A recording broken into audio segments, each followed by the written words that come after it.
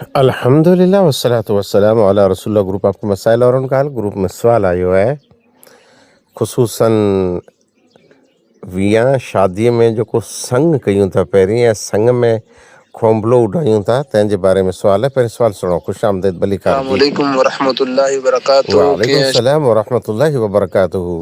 अहलन व शेख साहब सहलन। खैरियत से? अल्हम्दुलिल्लाह। अल्लाह के ठीक रखे, खुश रखे, आमीन। जी मल साहब हिकिड़ो सवाल पुछणो हो शादी वियाह जे ताल्लुक सां।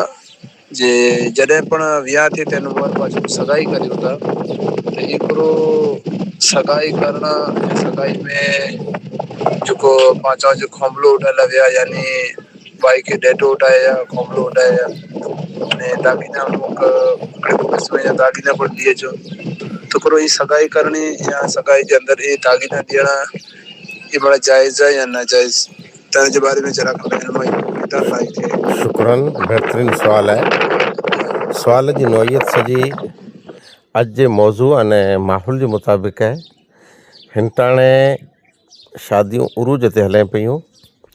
पहिरीं त ॻाल्हि इहा जे शादी इहा सुन्नत है, अंबिया जी सुन्नत है। नबी सल्लल्लाहु अलैहि वसल्लम में फरमायो निकाह मिन सुन्नती, निकाह मुंहिंजी सुन्नत है। पर निकाह थी पहला संग करे जो शरअन कुरो हुक्म है। शरअन संग करण जायज़ है। हज़रत मुग़ीरा बिन शुअबा रज़ी अल्लाह ताला अन्हु बयान फरमाइनि था त नबी सल्लल्लाहु अलैहि वसल्लम जे ज़माने में मूं हिकिड़ी औरत के निकाह जो पैगाम हलायो। हिते जेको निकाह जो पैगाम हलायो इहे जे संग सांगी तंहिंजी ॻाल्हि थी त आप सल्लल्लाहु अलैहि वसल्लम फरमायो कुरो उन औरत के ॾिठां। मूं चयो न। त आप सल्लल्लाहु अलैहि वसल्लम उन औरत के ॾिसण जो जवाज़ फरमायो। ये रिवायत सही रिवायत है। शेख नासिरुद्दीन अलबानी जे नज़दीक अने शेख ज़ुबैर अली ज़ई जे नज़दीक पण सही रिवायत है। सुनन नसाई किताब निकाह हदीस नंबर 3237। साॻे ई रिवायत हदीस जे ॿिए किताब में जामिया तिरमिज़ी 1087, सुनन इब्न माजा 1166 अने ॿिए किताब में मौजूद है। सॼी रिवायत जो खुलासो ये है त पैगाम ॾियणु जंहिंखे अरबीअ में ख़ितबतुन निसा चवनि था। अने सॼो हिकिड़ो किताबु अल्लामा अब्दुर्रहमान इतर लिखियो हुयो ख़ितबतुन निसा जे बारे में, ख़ितबतुन निकाह जे बारे में। ख़ुतबा न ख़ितबा, ख़ितबा एतिरे पैगाम। इन ई पैगाम खे पाण संग चऊं था। टोक में संग तंहिंजो पैगाम इहो हिकिड़ो एग्रीमेंट है अने जाइज़ है। तंहिंजा पण अमुक नियम उसूल आहिनि जंहिंमें जा हिकिड़ो अहम उसूल ई आहे त आप सल्लल्लाहु अलैहि वसल्लम फरमायो जेको सही बुखारी हदीस नंबर 5142 में मौजूद है, ला यख्तिबुर रजुलु अला ख़ितबति अखीए।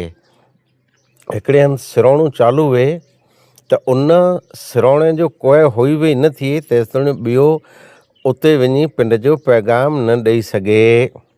असल हिकिड़े भेरा ईअं थियो जे हिकिड़े माण्हू ॿिए खे हलाए पिंड जे संग सांगीअ लाइ त उहो वञी न इन खे छॾे ॿिए जो उते संग करे आयो। इहे हिते पंहिंजे मुल्क जी ॻाल्हि कयां थो, पर हदीस जी ॻाल्हि न आहे। त इन लेवल जो आहे जिते हिकिड़ो पैगाम हले पियो उते ॿियो पैगाम न ॾिवाइजे। हाणे कुरो ई संग शरअन जाइज़ है, जी जाइज़ है। ई संग तंहिंजी हैसियत कुरो आहे। इहे हिकिड़ो निकाह जो इब्तिदाई एग्रीमेंट है जंहिंजो 100% निकाह से क अज़दिवाजी रिश्ते से तलाक से कोई ताल्लुक़ न आहे। इन जे ज़रिए न निकाह है न तलाक है। हिकिड़ो पहिरीं निकाह खां पहिरीं एग्रीमेंट है जेको रद्द थी सघे थो, अॻों हली सघे थो। हाणे पाण चालाक कयूं, ॾाह आहियूं, इन एग्रीमेंट खे पको करे ला जेको चीज वस्तु ॾियूं था। असीं हिते जंहिं इलाइक़े में रहूं था चवनि था खोंभलो उॾायो। हाणे ई खोंभलो इन जी कोरो शरई हैसियत है अने इन खोंभले में ख़ासि करे चांदीअ जा त्रोड़ा ॾियनि था अमुक जॻह ते, अमुक ते कड़ियूं ॾियनि था। बाक़ी अला रोम करे त चांदी चूटी चढ़ी पई है, भाव महांगो है। इन जे बावजूदि इहो हिकिड़ो रस्म रिवाज आहे शरन इन जो कहिड़ो हुकुम आहे, इहे एग्रीमेंट पाण जाइज़ करिणो पवंदो, लाज़िम वाजिब न। रमज़ान में कई सुवाल आया त में हिकिड़ो ई पण सुवाल आयो, निकाह नाई थई, संग में कड़ियूं ॾिवाणियूं आहिनि, ई कड़ियूं वज़न में चांदी ज़कात जे लाइक़ु आहे, हाणे केरु इन जी ज़कात ॾे त शरन इन जो मूं हुकुम ॾसियो आहे जे चांदी जी जेको इहा कड़ी रही का चांदी जी कोई वस्तु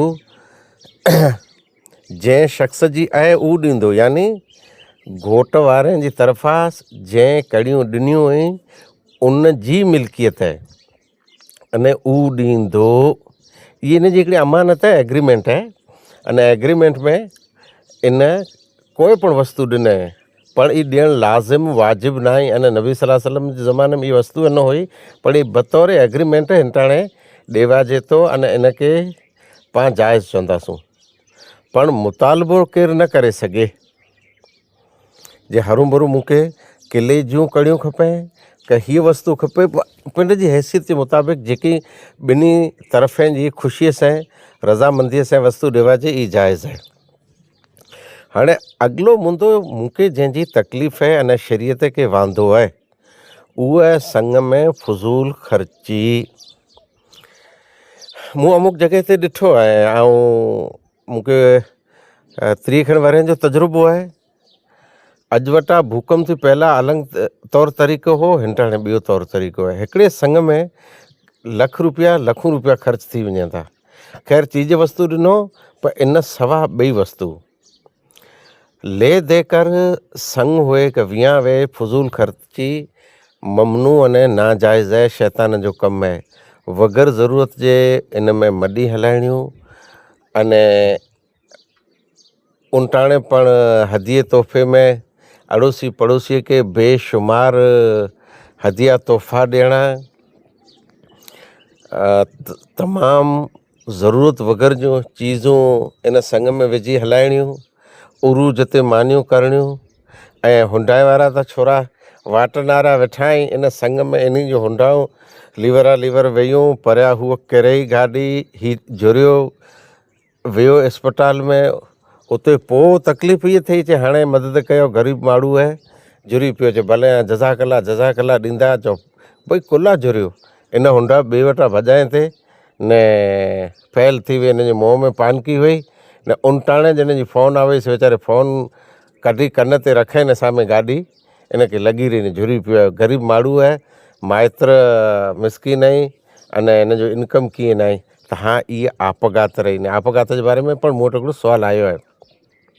संग शरन जाइज़ आहे, खोंबलो उॾाइणु जाइज़ आहे, फज़ूल ख़र्ची मनाई आहे, कबीरा गुनाह। अॼुकल्ह जेको संगे में फज़ूल ख़र्चियूं थी वियूं आहिनि तंहिंखे शरीयत मना करे थी। अने मुल्क जा आगेवान, क़ौम जा रहबर, उलमा इकराम इन जो हक़ बणिजे थो त फज़ूल ख़र्चीअ जे ख़िलाफ़ु आवाज़ बुलंद कईं, पिंड जे ॻोठ में, मुल्क में, क़ौम में, फरीअ में, पाड़े में, हता कि मंबरे ते उभी करे शादी जो मौक़ो आहे हंगामो कईं जे फज़ूल ख़र्चियूं ऐं बंदि कयो, वरना रब सख़्तु नाराज़ थी पवंदो। आख़िर दवाना अल्हम्दुलिल्लाहि रब्बिल आलमीन।